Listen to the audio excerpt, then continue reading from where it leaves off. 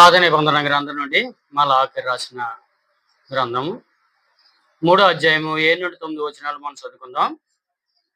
యేసుక్రీస్తు పుట్టక మునుపు 400 సంవత్సరాలు 430 సంవత్సరాలలో ఈ వాక్యం రాయబడి ఉంది. మలాకి చిన్న ప్రవక్త. ఈయన భవిష్యత్తులో జరగబోయే విషయాల గురించి చక్కగా మనకి తెలియపరిచాడు.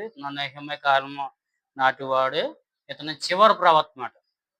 ఇతనే చివరి ప్రవక్త.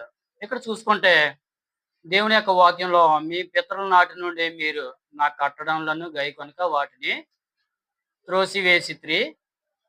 అయితే మీరు నా తట్టు తిరిగిన యెడల నేను మీ తట్టు తిరిగిదనని సైన్యములకు అధిపతి యెహోవా సెలవిచ్చున్నాడు. ఇక్కడ దేవుడు చక్కగా ఒక ఆఫర్ కూడా మనకి ఇచ్చాడు. ఏంటంటే, మేము దేని విషయంలో తిరుగుదామని మీరందరూ మానవుడు దేవుని యొద్ద దొంగిలిన, అయితే మీరు నా యొద్ద దొంగిలితిరి. అప్పుడు అడుగుతున్నారు, దేని విషయంలో మేము నీ యొద్ద దొంగిలితమని మీరందరూ? దశభాగంను ప్రతిష్టార్పణంలోను ఇయ్యక దొంగిలితిరి అని దేవుడు సమాధానం చెప్తున్నాడు. ఈ జనులందరూ నా యొద్ద దొంగిలిచునే ఉన్నారు, అంటే దొంగతనం చేస్తూనే ఉన్నారనేసి ఇక్కడ చెప్తున్నాడు. మీరందరూ శాపగ్రస్తులై ఉన్నారు అనేసి దేవుడు ఈ వాక్యం ద్వారా మనకు తెలియపరుస్తున్నాడు. అంటే ఇక్కడ చూసుకుంటే, మీ పితృ కాలం నాటి నుండి మీరందరూ నా కట్టడాలని ఒక్కటి కూడా ఆచరించకుండా దాన్ని పక్కన పెట్టేశారు అని దేవుడు చెప్తున్నాడు. అదేవిధంగా మీరు నా తట్టు తిరగండి, నేను మీ తట్టు తిరుగుతాను. మీరు నాకు ఎడమకంగా పెడమకంగా ఉన్నారు. అలా కాకుండా మీరు నా వైపు తిరిగితే నేను మీ వైపు తిరుగుతాను. మానవుడు దేవుని యొద్ద దొంగతనం చేయగలడా అని దేవుడు క్వశ్చన్ వేస్తున్నాడు ఇక్కడ.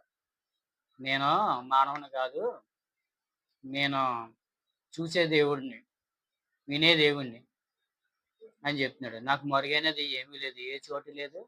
మీరు నా ఎదుటే మీరు దొంగతనం చేసేస్తున్నారు అంటున్నారు. అయితే మీరు నా యొద్ద దొంగతనం చేస్తున్నారు. అయ్యో, ఏదో ఒక విషయంలో కాబట్టి నేను చెప్తున్నాను. అదే ఏంటంటే, నాకు దశమ భాగాలు మీరు ఇవ్వడం లేదు. నేను చక్కనైన పని ఇస్తున్నాను, చక్కనైన ఆరోగ్య స్థితి అన్ని ఇస్తున్నాను, కానీ మీరు నా దగ్గర దొంగతనం చేసి నాకు రావాల్సింది కూడా నాకు ఇవ్వకుండా మీరు అది కూడా మీరు తినేస్తున్నారు. మంచి శాపగ్రస్తులు అయిపోయారు. దీని విషయంలోనే మీరు శాపగ్రస్తులు అవ్వారు. అంటే నేనేమీ శాపించేవాడిని కాదు, నేను దీవించే దేవుణ్ణి. మీకు మీరే శాపం తెచ్చుకుంటున్నారు కాబట్టి